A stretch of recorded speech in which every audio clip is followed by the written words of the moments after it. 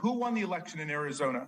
Donald Trump? We don't know, because as the audit it demonstrates very clearly, Mr. Raskin, there are a lot of issues with this election that took place.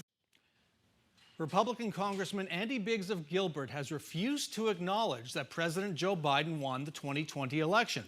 Now there are questions about Biggs' alleged role in the events leading up to the Capitol insurrection that attempted to block Biden's victory. There was a time when the three-term congressman could have counted on coasting to victory in the November election, but that might be changing. Joining us is Clint Smith, the lawyer making his first run for office as an independent in the East Valley's solidly Republican 5th Congressional District. Welcome to Square Off, sir. Thanks. Glad to be here.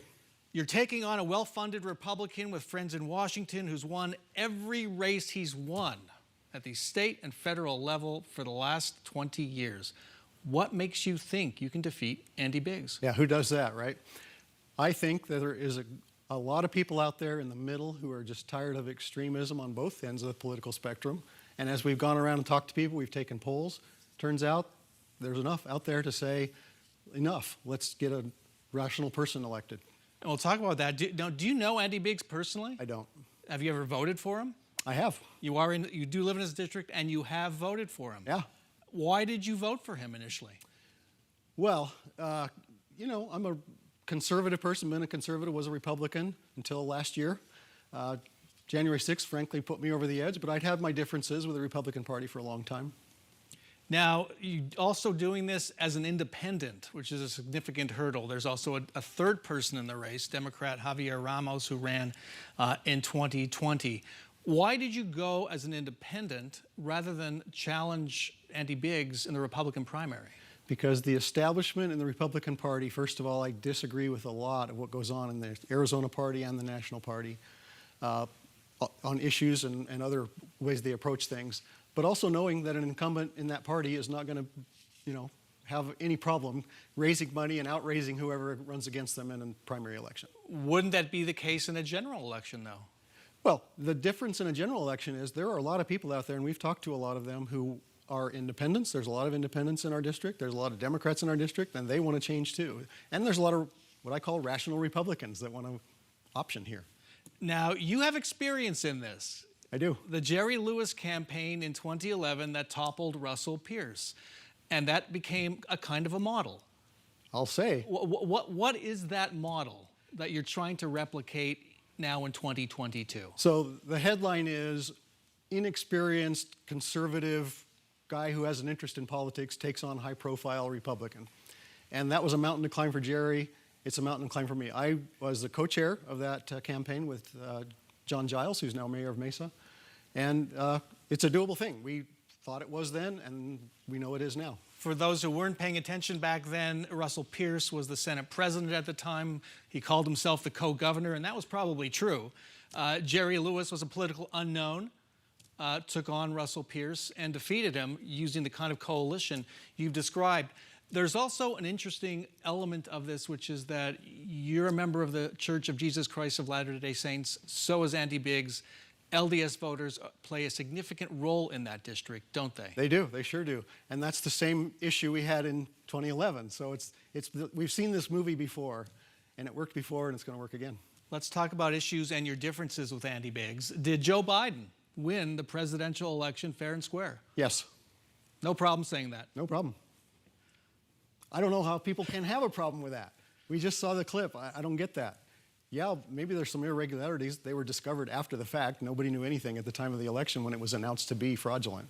Crazy, just crazy stuff. And 10 audits haven't shown otherwise. Okay. you almost, I'll be candid. In these times, it's kind of hard to hear. It's unusual to hear a candidate say that, who's not a Democrat, independent, past Republican. There you go. We settled that. Let's talk about the school shootings in Texas. Nation is still reeling from that. What is Congress's role in preventing gun violence?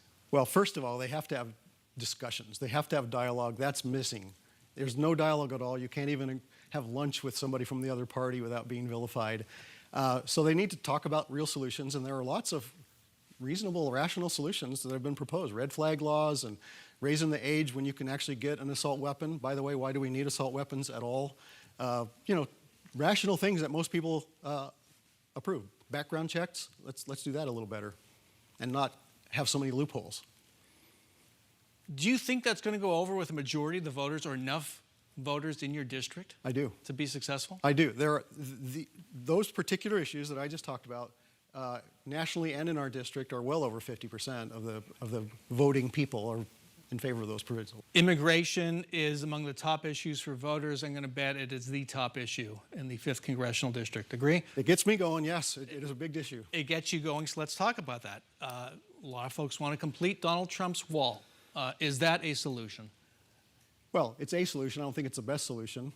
The wall is a 12th century solution for a 21st century problem. We have technology. We have lots of better ways of securing our border than that. Title 42 is still in place. It's being used as kind of an immigration solution, even though it's really supposed to solve a health problem. Should it remain in place? Only because Congress can't get its act together to do something that would be more long-term. Title 42, like you said, is a health issue. It was not ever designed to be used for what it's being now promoted for. Do we have any options? I don't know if we really have any solid, good options right now, because there is a crisis at the border, no doubt about it. But that just means we ought to take action and not try to use old laws that don't necessarily apply. So what does action look like to you in Congress? Well, there are numerous proposals out there to fix the immigration problem. There are lots of policy issues out there that, that need to be addressed to help people have a path to being a part of our community, more of a part of our community, the Dreamers.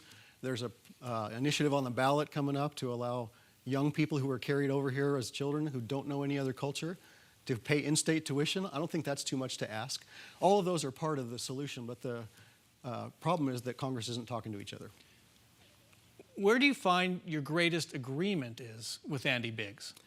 Well, I'm a pro-life, small government, conservative person in general. But I feel like my approach would be way different in the way that I would approach those, and because I want to talk to people and work together on solutions. I don't think that our current congressman has been very effective in getting things done, honestly. The U.S. Supreme Court is likely to hand down a major decision on abortion in the next several weeks. So would you support banning abortion in the United States? No. You would not? I would not. I don't think it should be banned entirely. There should be always, again, ability to have discussions about what is rational. There should be exceptions for, rape, incest, life of the mother. There should not be abortions in the 3rd trimester. These are reasonable things that most people agree on. And some of the laws go way beyond that. All right. Lastly, a political question. How difficult is it with 3 people in this race?